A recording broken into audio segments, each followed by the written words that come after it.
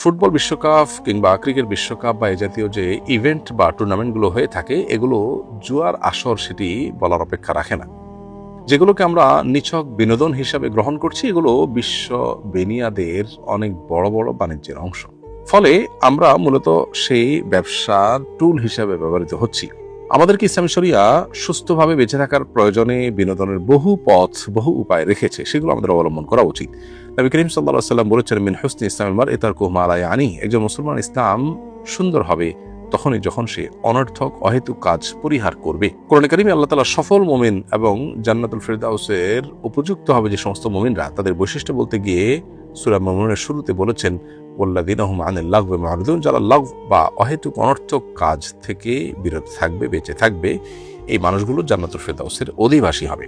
সেজন্য এ সমস্ত খেলাধুলাতে মত্ত হয়ে থাকা, এগুলোতে মাশগুল হয়ে থাকা এবং এগুলোর মধ্যে উন্মাদনায় ডুবে থাকা, এটা কোনো মুমিনের সাথে যায় না।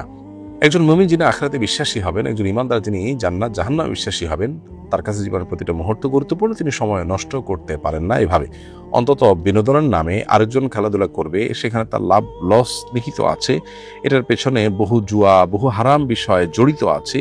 এই খেলা দেখতে গিয়ে পর্দায় আপনাকে চোখের জেনায় লিপ্ত হতেই হবে, সেটা থেকে বেঁচে থাকার কোনো উপায় নেই। আপনি ইচ্ছাকৃত গুনাহে লিপ্ত হচ্ছেন প্ল্যান করে, আপনি জানেন এদিকে তাকালেই গুনাহ হবে, সেদিকে আপনি তাকাচ্ছেন, অথচ সেদিকে না তাকিয়ে আপনি পারেন।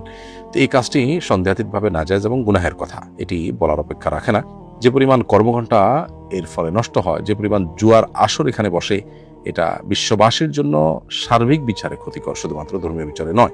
অনলাইন অফলাইনে যে পরিমাণে মারামারি হয়, হানাহানি হয়, যে পরিমাণে আপনার রেশারেশি হয়, এমনিতে আমাদের সমাজে ধর্মীয়, রাজনৈতিক নানা কারণে ভেদাভেদের অভাব নেই।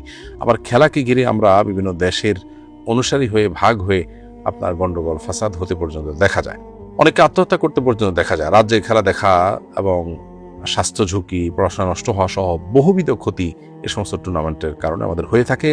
লাভ যদি আমরা বলি তাহলে অলমোস্ট জিরো।